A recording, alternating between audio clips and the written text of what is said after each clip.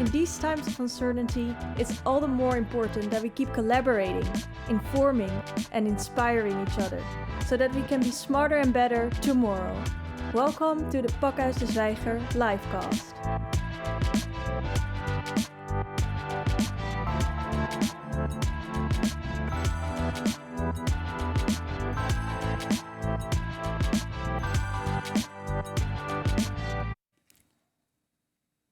Good afternoon, good morning, good evening, wherever you are. Already the 11th edition of Emerging Stories today. I'm Kadir van Lohuizen, I'm your host again, and I have three new guests today, which I would be happy to introduce. You can obviously, like every time, you can ask your questions and to our guests and we can chat. So let me introduce my guests of today. It will pretty much be a special on migration, immigration. So in the studio, I have Geesje van Haren. She's a journalist and the coordinator of Lost in Europe. And then via Zoom, I have Meron Estefanos. She's an Eritrean journalist and human rights activist. And last but not least, we have Ingeborg Beugel, who is a journalist and correspondent in Greece, where she currently is. So welcome to the program. Welcome. We will start off with you, Geesje. Thank you. Thank you for being here. Thank you for inviting me. Yeah, you are the coordinator of this project, Lost in Europe.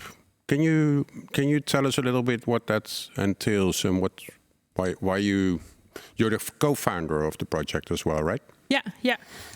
Back in 2017, Sanne Terlinge and I founded Lost in Europe because we wanted to look for and look for the stories of the children that has disappeared in Europe after registration. What do you mean? What do you mean disappeared? Yeah, there was a news item in The Guardian where the Europol chef stated there are 10,000 children lost, and we were like, okay, refugee children, yeah, and nobody went looking for them, and we were talking about creating a project, and we were like, okay, this is something we can do for 10 years from now.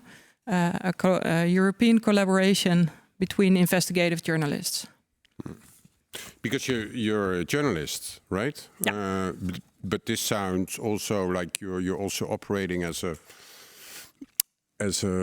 helper to try to track this to give them assistance.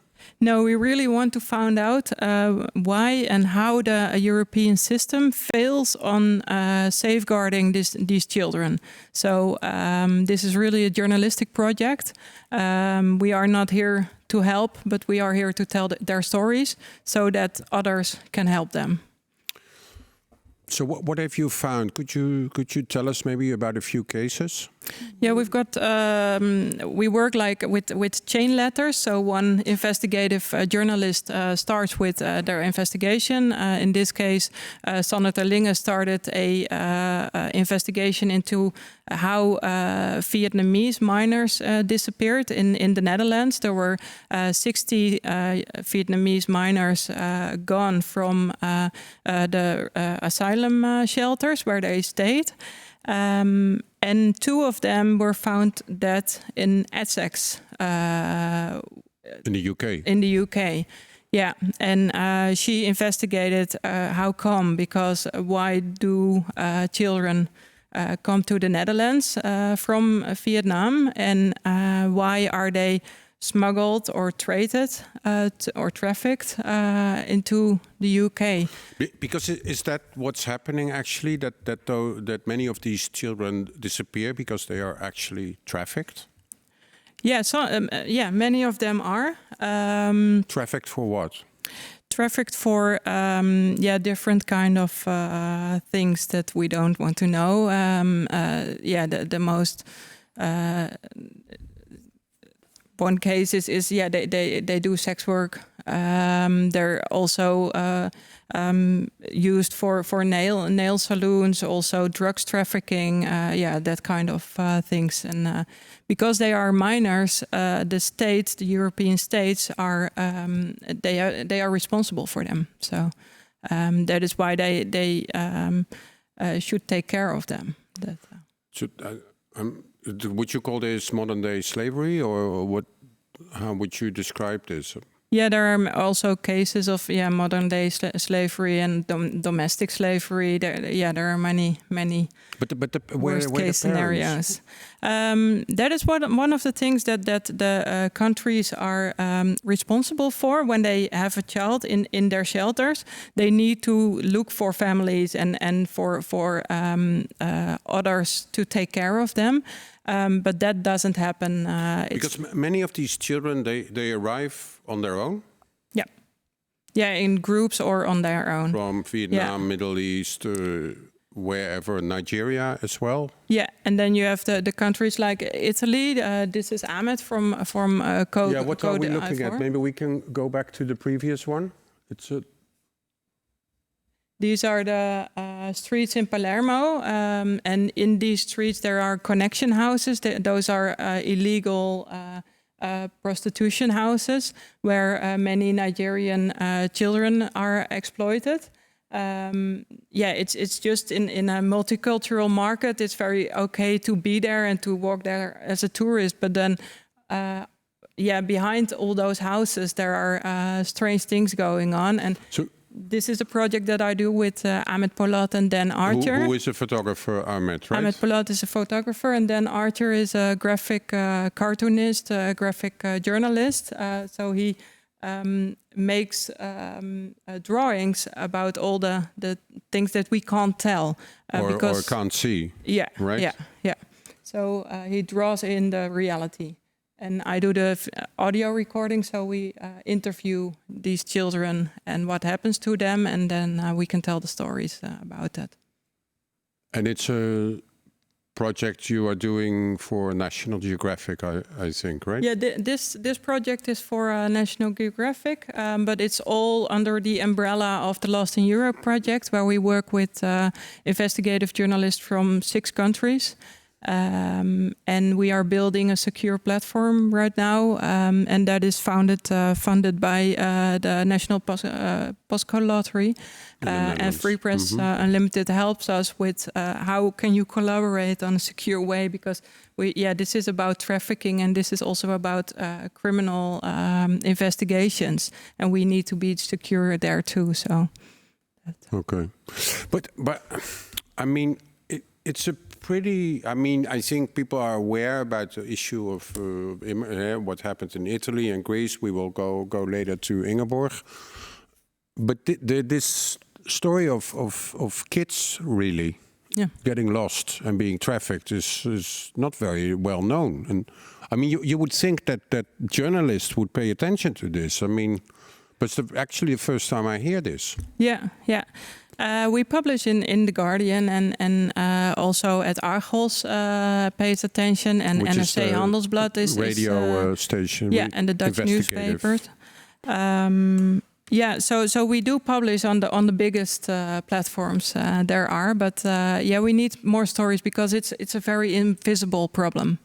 And what's your aim? What do you want to achieve? With the Lost in Europe network, we really want to have a collaboration of investigative journalists who are able to see what the EU does, because this is not a national system, or it's an international system that you need to fact check and to see what kind of agreements there are. And then see if countries are able to keep all those agreements. And what does the EU do? Working slow. They are investigating. Also, the police is investigating, but it's all very national, on a national level. Where's this? This is on the border between France and Italy. It's a beautiful mountain walk within the French sea, but we as privileged journalists with an EU passport, it's okay, but this is called the path of death because many minors are trying to cross the borders illegal and they fell down from the rocks and on the highway. And yeah, that is how it's a big risk for them to walk here. Also, the French police is pushing them back into Italy. When they arrive in France, normally they should be picked up and put in shelters, but they're not. They're pushed back into Italy, and that is, not something that... So you were saying that the EU is slow, but aware? I don't know if they are aware. There are other priorities. Because, I mean, then COVID-19 came. What did that mean for Lost in Europe? And yeah, Sanne Terlinge from Argos made a great broadcast on the radio. So she could tell the story of Nigerian pregnant women who disappear right now. 25 pregnant women disappeared in the last months.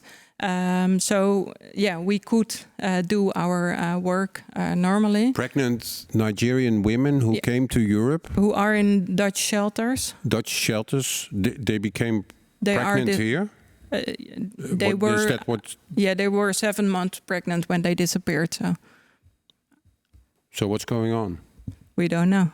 The police officer is telling us on the record that there might be baby farms within Europe. Because there's no father, right? No, not in. No, they disappear on their own. The women do. Yeah. Baby farms. Yeah, maybe in Europe, but yeah, we try to investigate that now. That the police is investigating it. They are worried. Also, people working. What's a baby farm?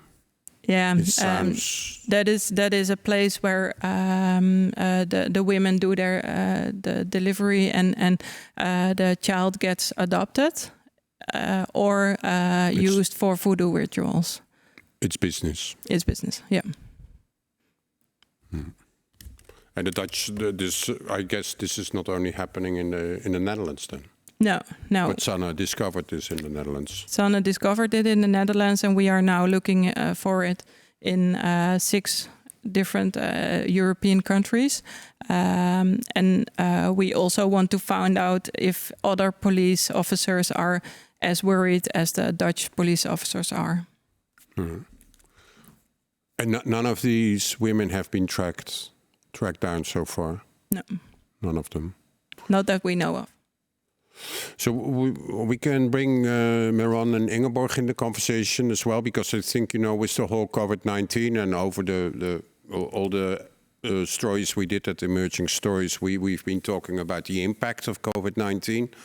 What do you feel, and same question to you, Meron and Ingeborg, what COVID-19, what are the implications actually for the whole refugee crisis in Europe? I mean, it seems that it disappeared from the news, right? But as we journalists know, that often doesn't mean that it doesn't exist anymore. Yeah, it was very hard to plug this news during COVID-19 because, Wow. I thought there were 60,000 children missing since 2015 in the whole of Europe. The numbers keep on growing. It's like 10,000 children per year. Yeah. Wow. But I think it's very important also to I know I've been working with the missing children. I think we've been in touch before, right, concerning these cases.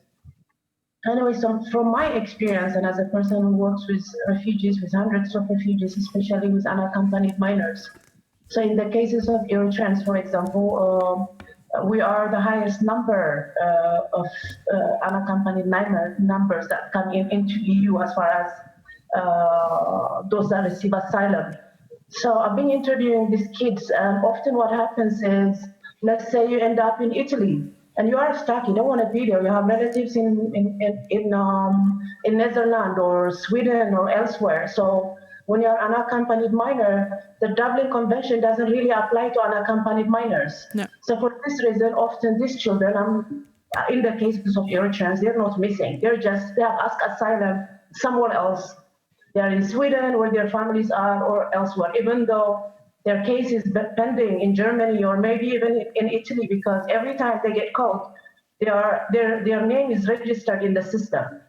But they keep moving on to their final destination. So nobody's keeping track. But so half of these children, I'm not saying children are not going missing, but at least half, I do believe, and it's part of my work as well, I do believe half of them are with their relatives somewhere else in a safe place. The only thing is just we won't never know if these kids are really truly being used for something else. I do know children are being trafficked, especially like female unaccompanied minors at the age of 13, 14. It happens quite often in Europe that they will end up being trafficked by the fellow travelers that came with them.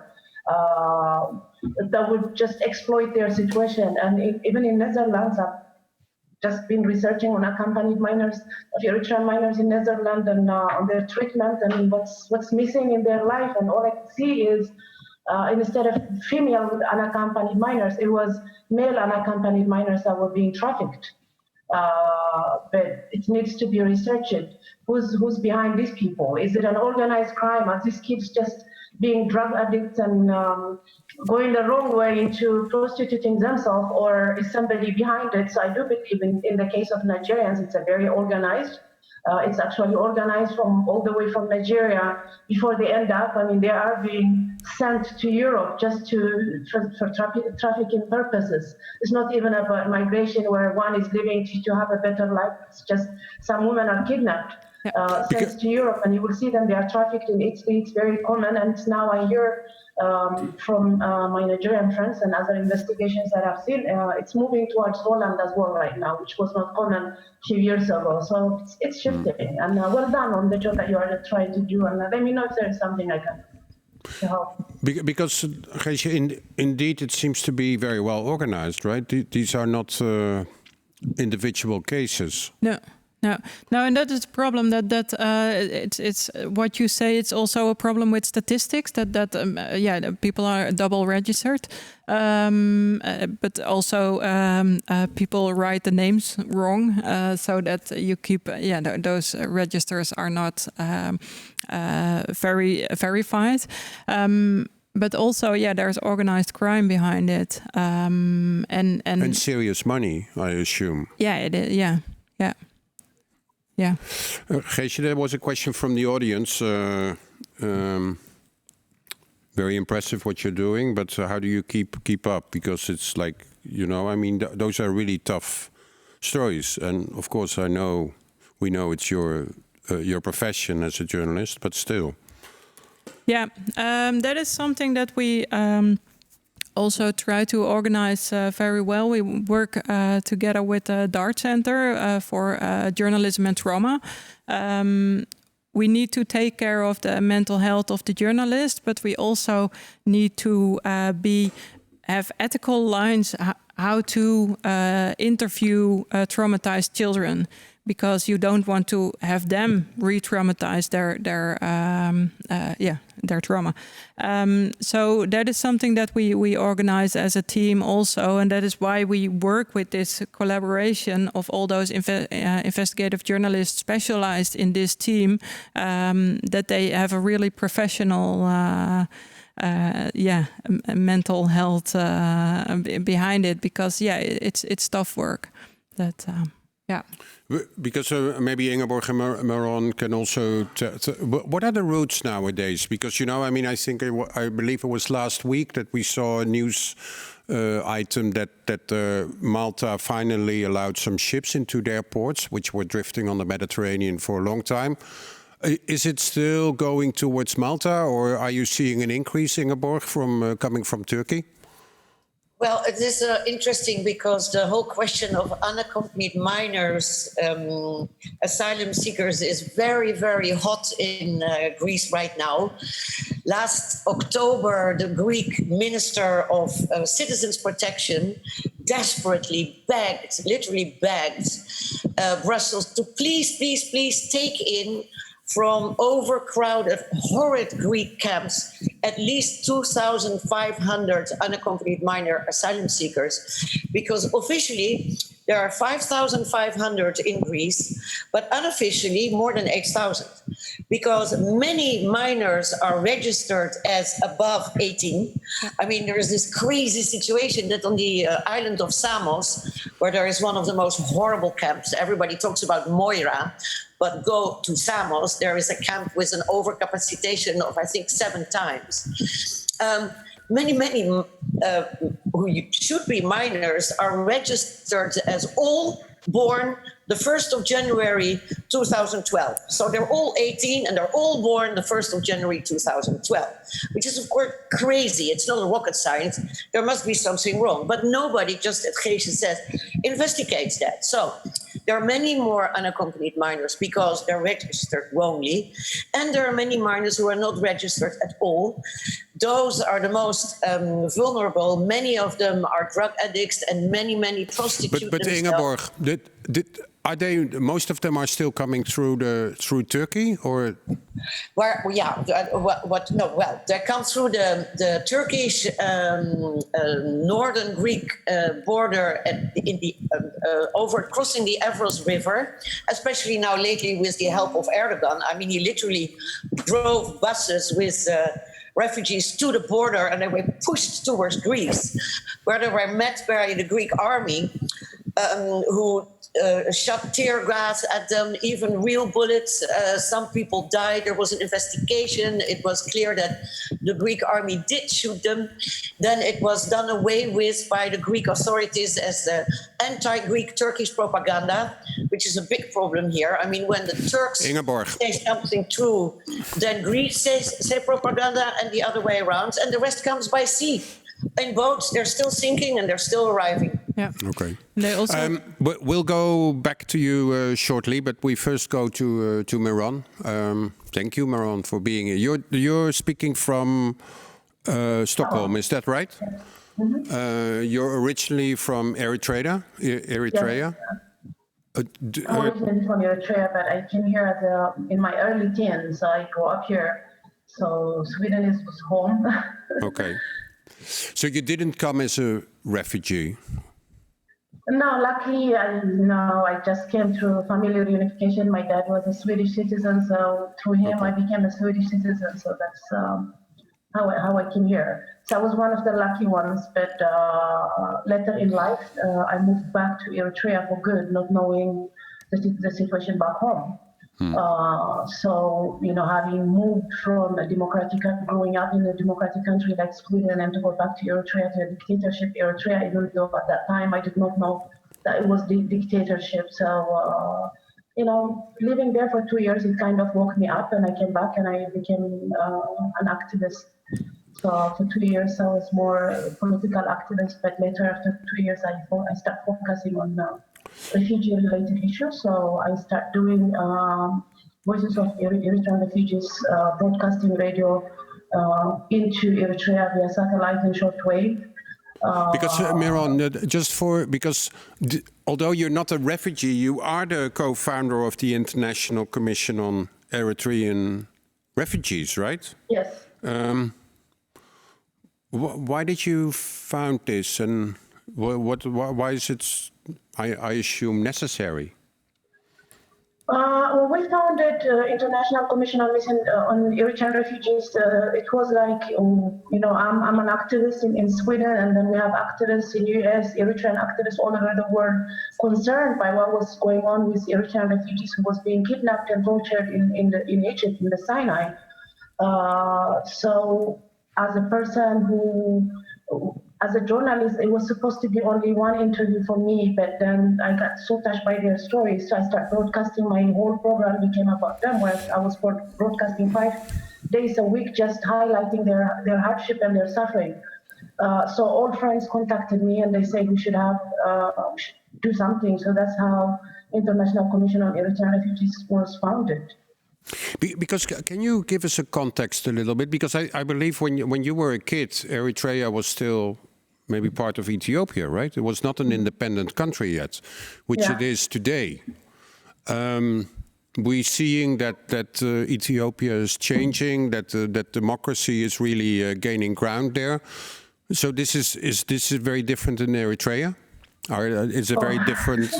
It's like comparing two totally different. You can't even compare it. I mean, like Ethiopia have a constitution. Eritrea is a country that never had election, no constitution.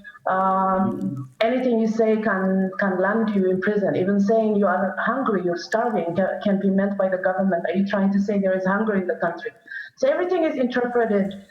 Where people are assassinated in Eritrea for thinking to flee, not because they were caught while fleeing. People are assassinated for thinking to flee, and extrajudicial killing happens, arbitrary killing happens on a daily basis.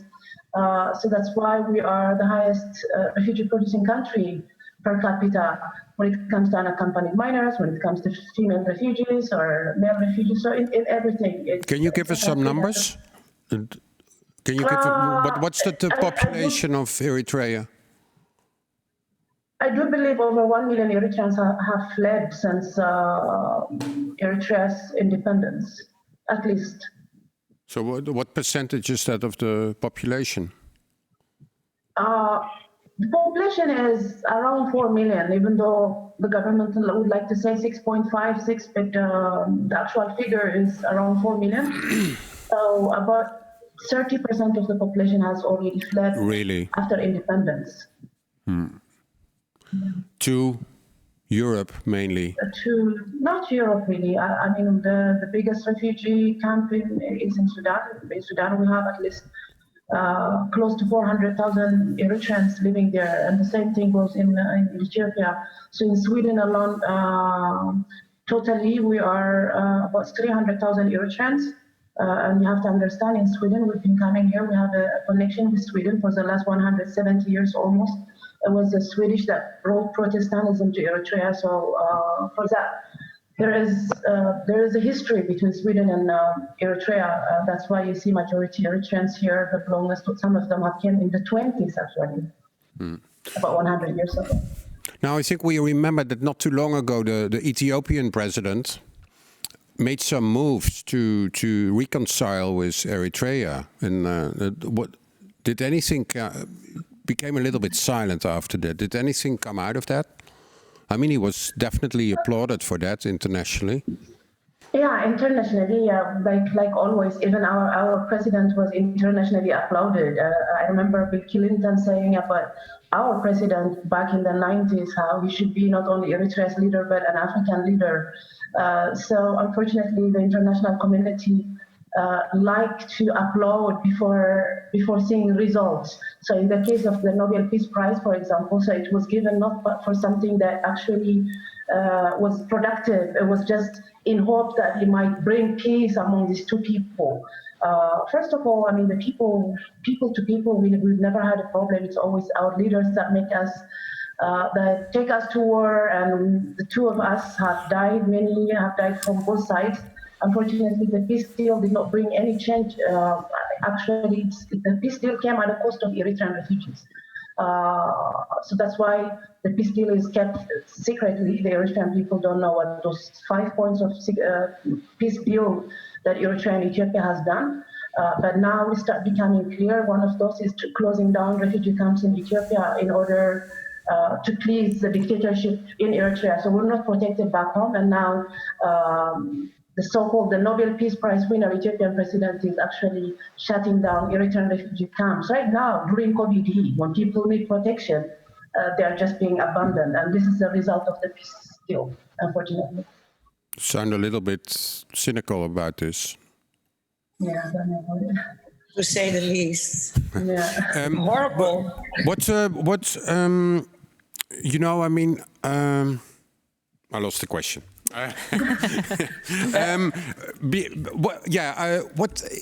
I mean, it sounds really complicated for an Eritrean to flee Eritrea.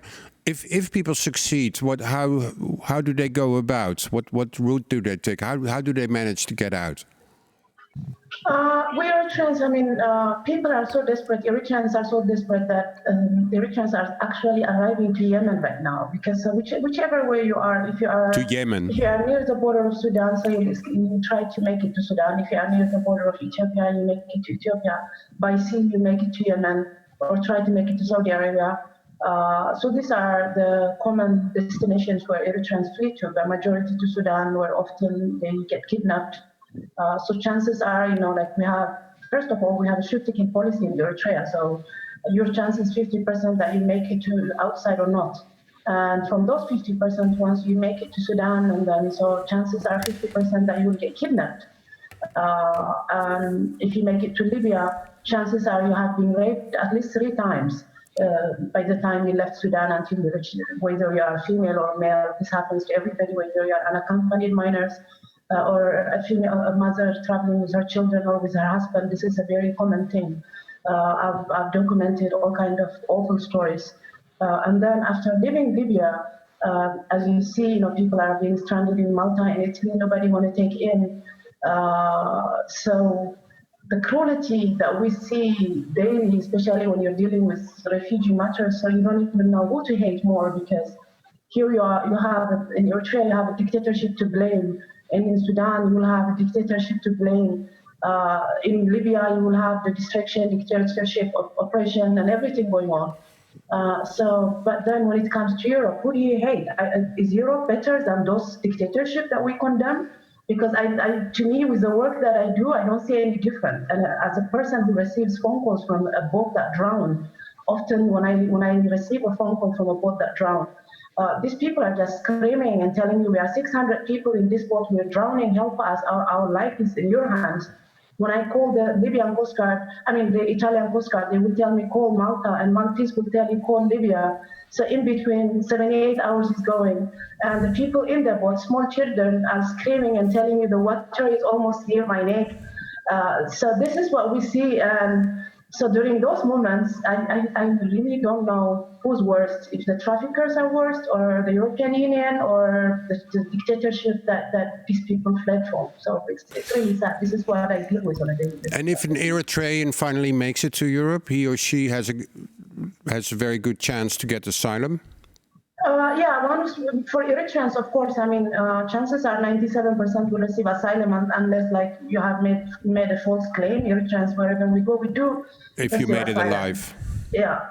But once you are here, it doesn't mean you are safe either. One thing that most European member states forget is that these people, even when they make it to Europe, they are too traumatized.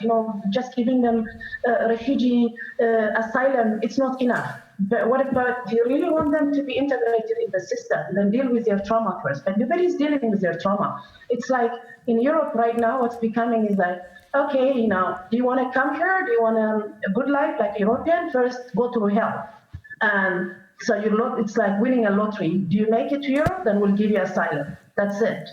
But how about your trauma? If you're traumatic, you cannot be like a good provider. You cannot be integrated into the system. And often we see a lot of Eritreans commit suicide. In Netherlands, it's very high. In Sweden, it's very high.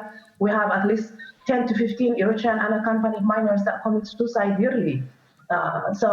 Member states, all European member states should be worried. Well, why is this happening when they come to safe place? It's because their trauma was never taken serious.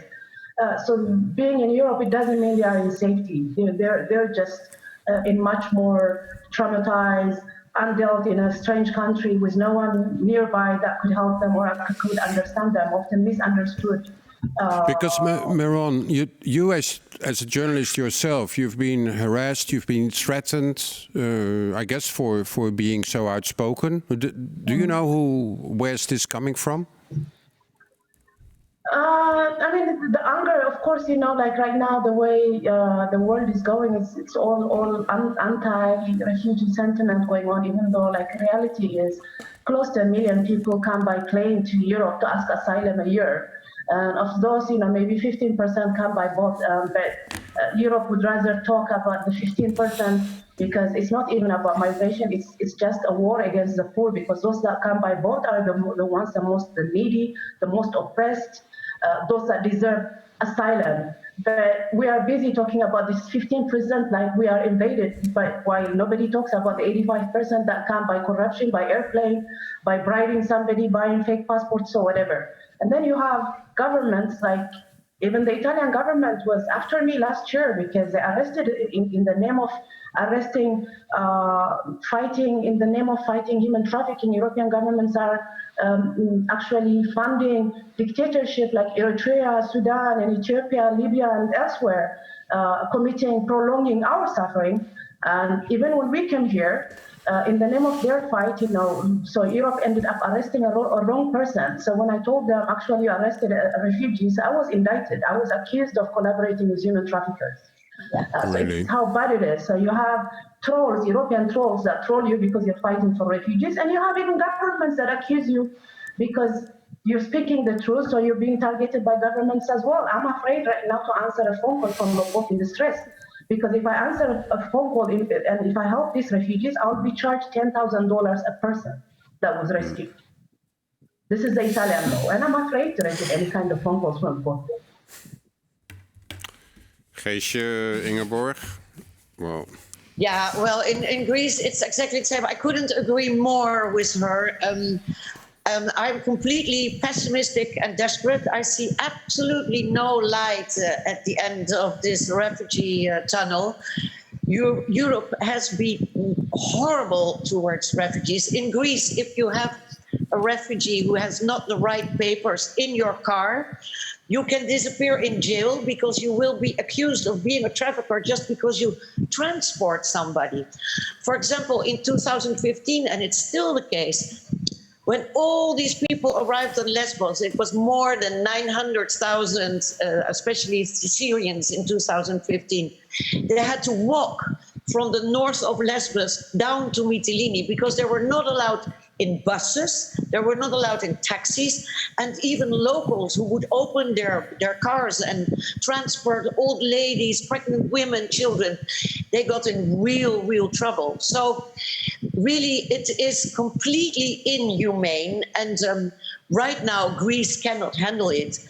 I mean, I'm talking to you guys from a country where the COVID-19 measures have been lifted for all Greeks, but not for refugees. The Greek government keeps extending the lockdown on camps. They're literally isolated, surrounded by a cordon of police and army. So, Ingeborg, you expect different reasons that the camps remain under lockdown? What do you mean, different reasons? Well, do they remain under lockdown because it's very crowded and there's a risk of that corona might spread, or is there a different reason behind it? Yeah, that's what they try to tell us, and maybe in the beginning it was absolutely true. But we journalists here, we suspect that it is a strategy of the actual very conservative, very extreme right wing, I would say, new government, that decided to build detention centers from now on for refugees.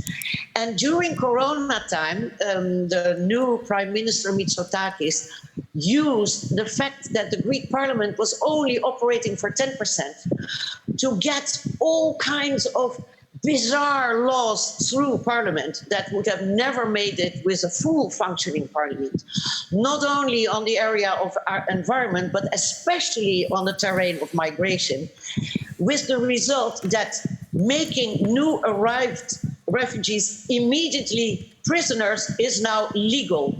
So we suspect that they keep all the camps in lockdown until the to-be-built detention centers are ready, and then they can be transferred from lockdown to the newly built mass prisons. I have no other words for it. I think this is happening.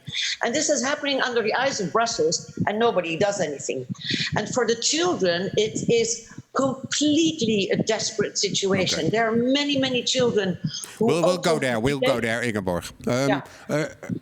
I think, did you want to say something, Geesje? Yeah, what Ingeborg says is also it's a big problem for the entry countries. Greece is an entry country, and Italy also as well. But there's also a problem within the borders, especially for the Eritrean community.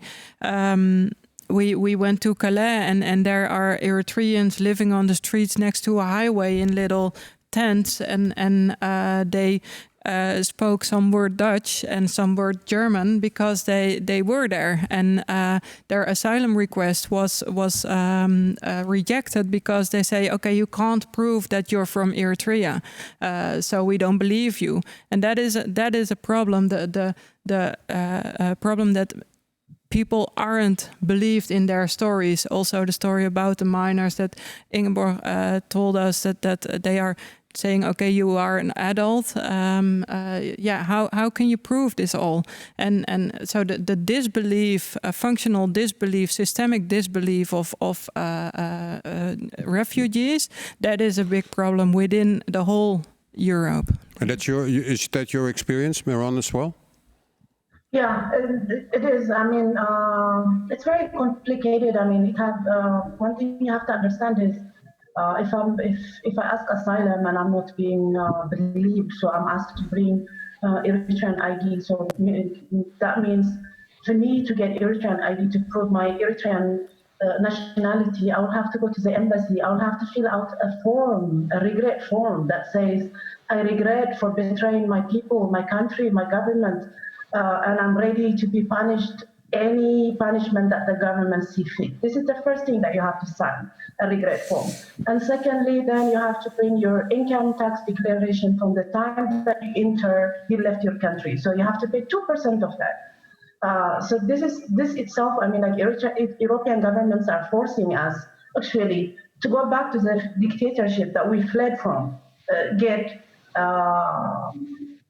nationality paper to prove that we are Eritreans. I mean, like there are so many ways that you can prove that you are Eritrean. You don't really need, you can test a lot of people. I do work with that, like determining people's nationality and things. And often a lot of Eritreans are rejected as thinking that they are not Eritreans.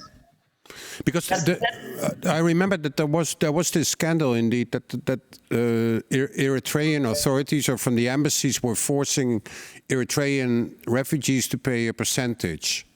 Is this still happening? It's still happening. It's not even. I mean, you are paying as a Dutch citizen. You're actually paying to the dictatorship of Eritrea, because when you say I didn't work, if you are receiving money, welfare money, you still pay the minimum amount, which is around 50 euros a month. So that means you as a Dutch citizen are contributing to the dictatorship in Eritrea as well. The same thing here. Swedish are contributing to, by our tax money is going to the dictatorship in Eritrea. But what's the difference? I mean, Europe is giving the dictatorship in Eritrea money as well. Okay. Ingeborg, let me properly introduce you. Oh, sorry.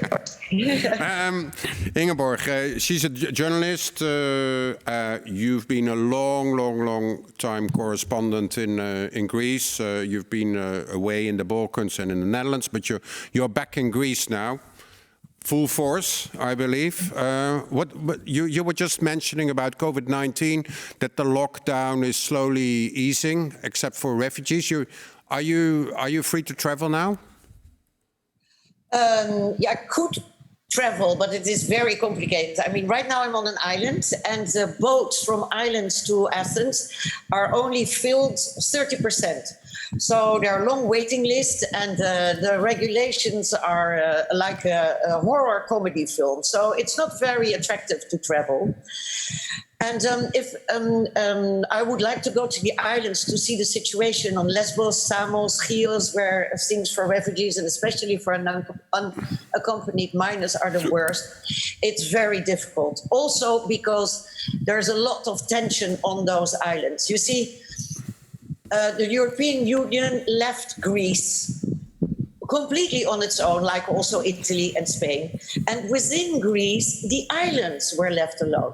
So after the deal with Turkey... You mean left alone when COVID-19 happened? left alone by the refugee problem, because since the Turkey deal, the refugees cannot go on to the mainland. So the islands are overcrowded with refugees, and they're stuck. They're like rats, and they cannot go anywhere. So tourism has gone down. This has been going on 5 years now. So the local Greeks, who in the beginning were really generous and really hospitable, now they've had it. So now they start to become hostile, not only against refugees, but also against journalists and NGOs. So in January and February, just before COVID-19, journalists and NGO aid workers were attacked. It's very dangerous right now. Everybody advises us not to go. And they were attacked by who? By locals, and they were led by extreme right-wing neo-Nazis, Golden Dawn. Little groups of people who created violence, and they were not opposed anymore by the locals, although they used to be opposed, but now not anymore, because the locals who are dependent on tourism for 60 or 80%, they say, well, we tried, nobody gives a shit, let Golden Dawn do something, because we tried, that didn't help us, maybe they can change something. Also, they were dead set against the building of these huge mass detention centers, but Mitsotakis sent the riot police.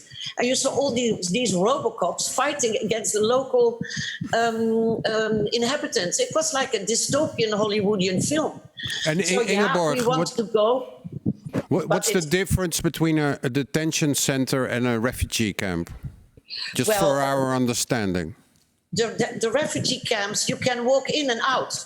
A detention center, you're imprisoned. This is the future nearby for all refugees in Greece, and it is sheer horror. It goes against all basic human rights. All international NGOs attack the Greek government. They don't give a shit. I have no other words for it. Really, they do not care, and the rest of Europe does not care either. And you know what? The European Commissioner, this Ylva Johansson, must come up with a new European policy. This is what everybody is waiting for. She's supposed to do this before this summer, so actually before the 21st of June. And we all already know through the wine grapes that the Mitsotakis plan is exactly what the future is going to be. Refugees will be prisoners at the outskirts of the Schengen and at the borders of the EU. That's the future. This is Lesbos. What we are seeing now is Lesbos, Moira, right? There were 22,500 people in Moria, where there's place for 2,800. Now, as we speak, there's still 16,000 persons there.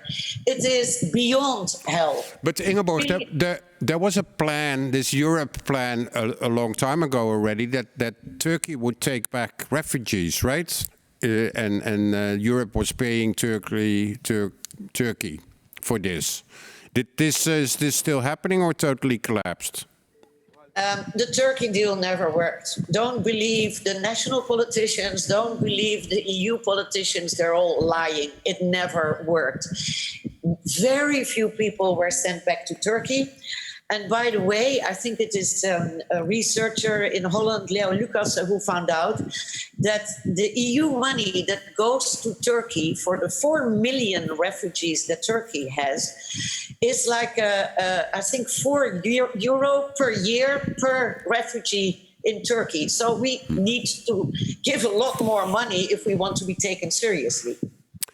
Ingeborg, we were talking earlier to Geesje about all these minors, these children who are no parents, no family, who are on their own.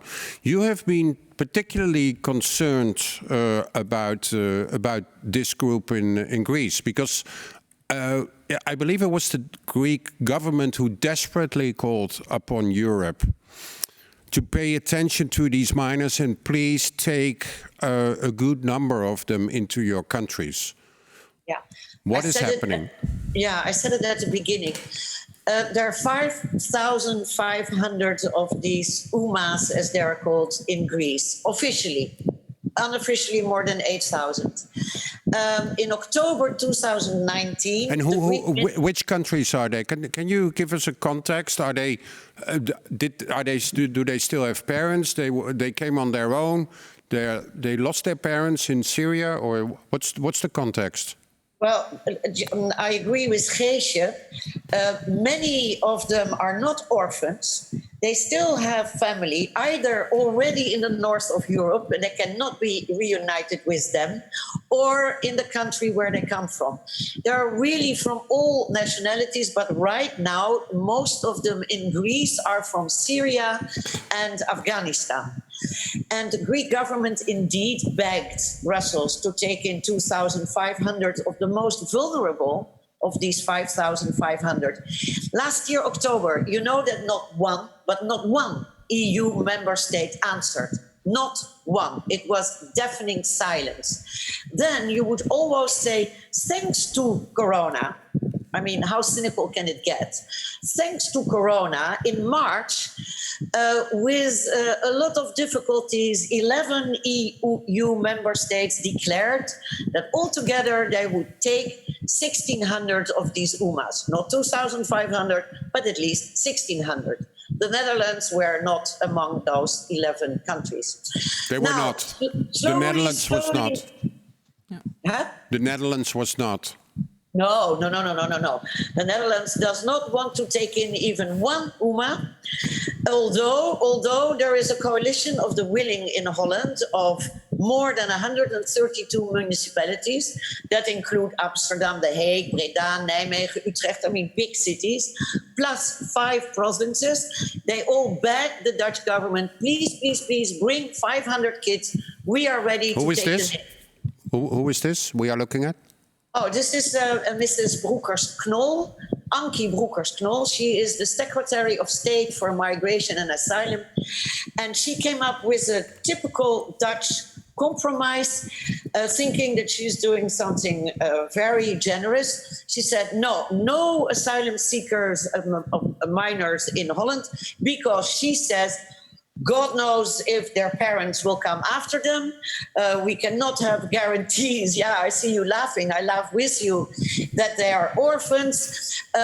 Also, other parties say, well, now they are 16, 17, but who guarantees that they will not turn out to be all criminals in 2 months, which is a very horrible thing to say, because Afghani and Syrian teenagers have the same chances to turn out criminal as Dutch and Greek teenagers. Of course, I can only tell you one thing.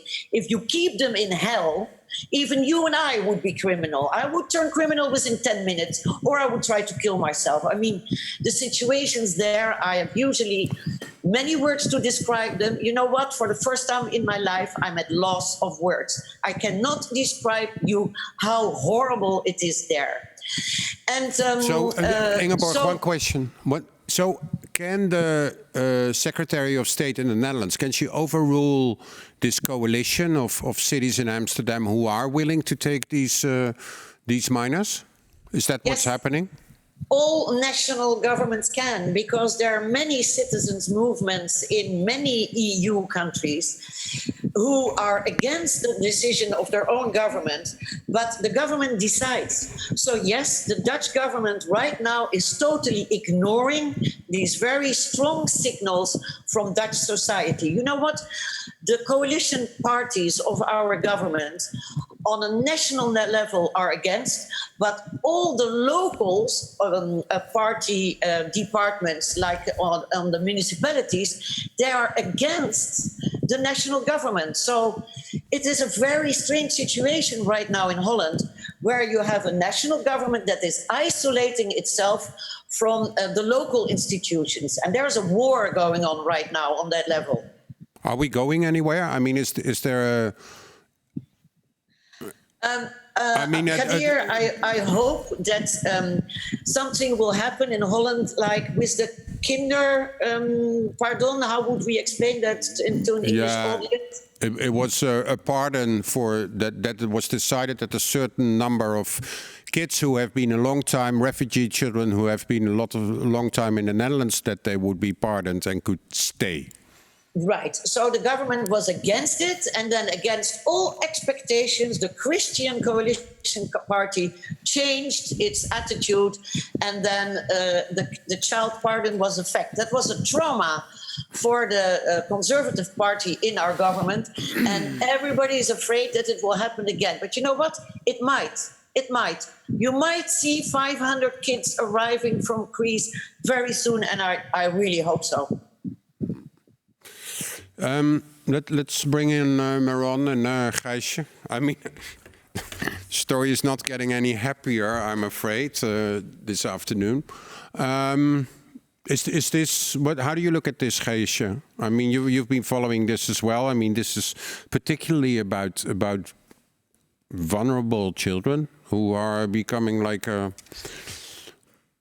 almost like a soccer ball in a political game. Yeah. Yes, they are, and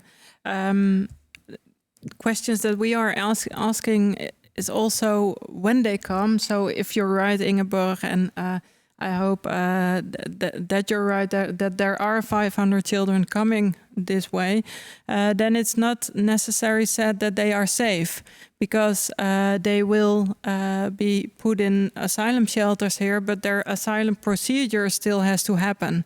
So they can be rejected afterwards also. Oh, really? It's not like that they will find a new family and will grow up in the Netherlands. No.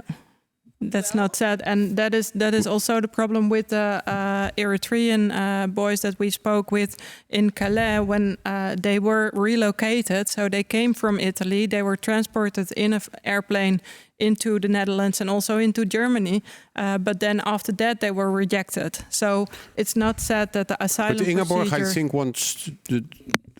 What was that? You are right, but right now things have changed a little bit because of this begging of the Greek minister.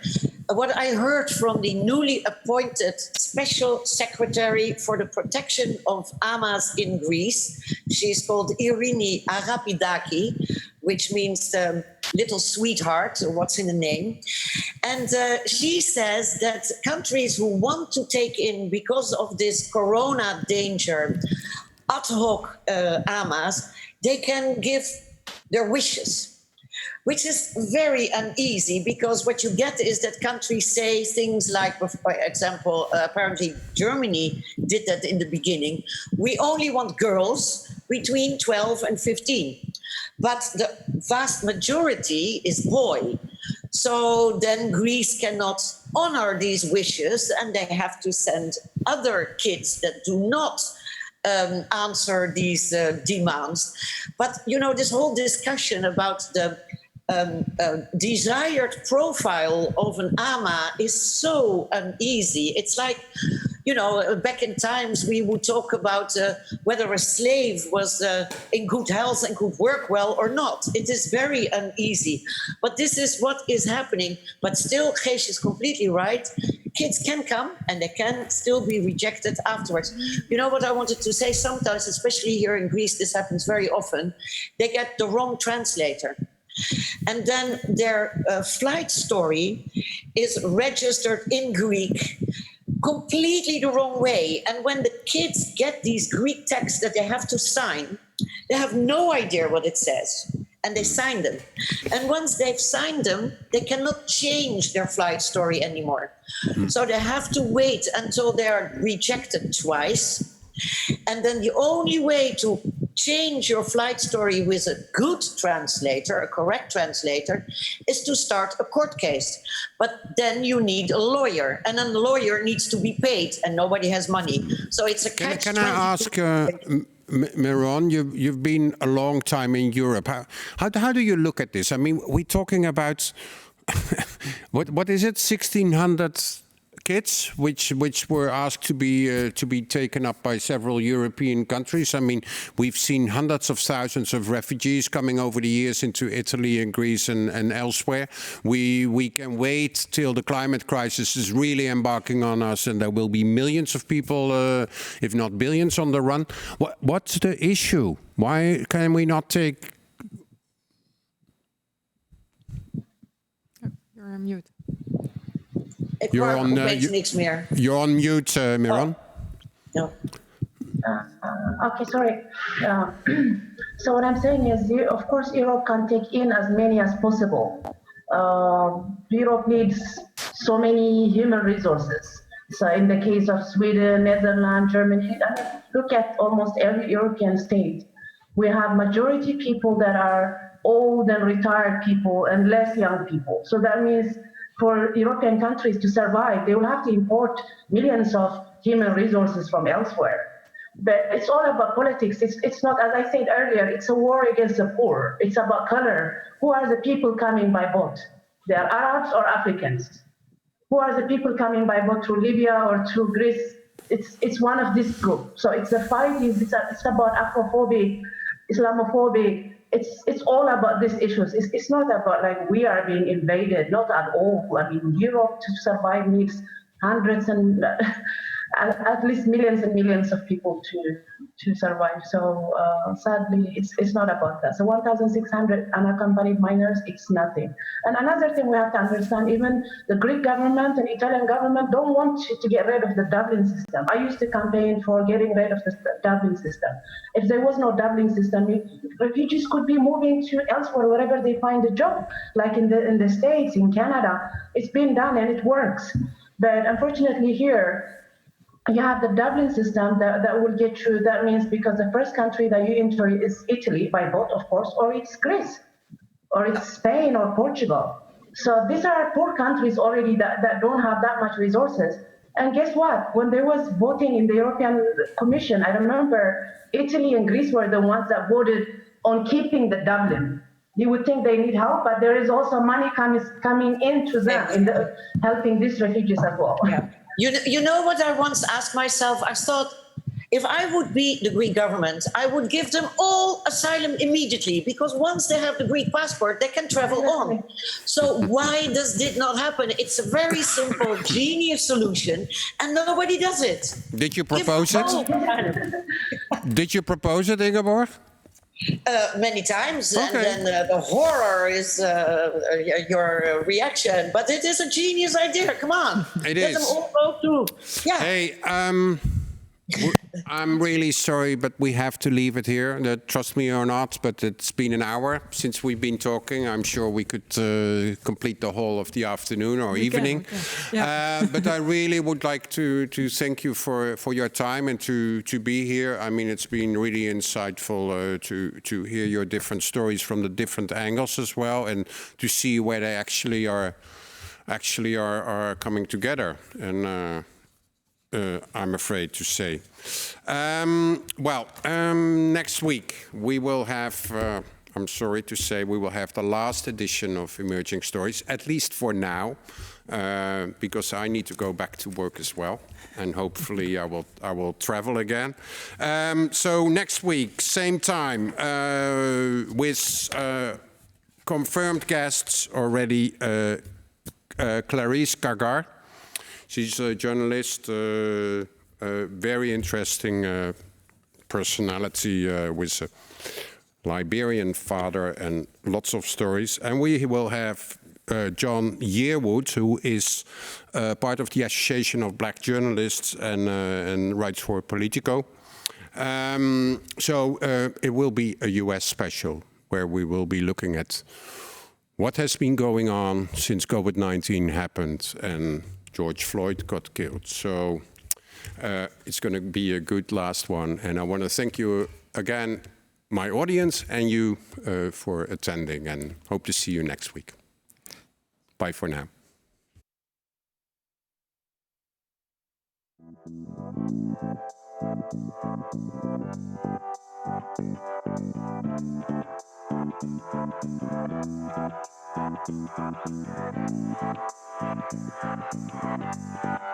Thank you.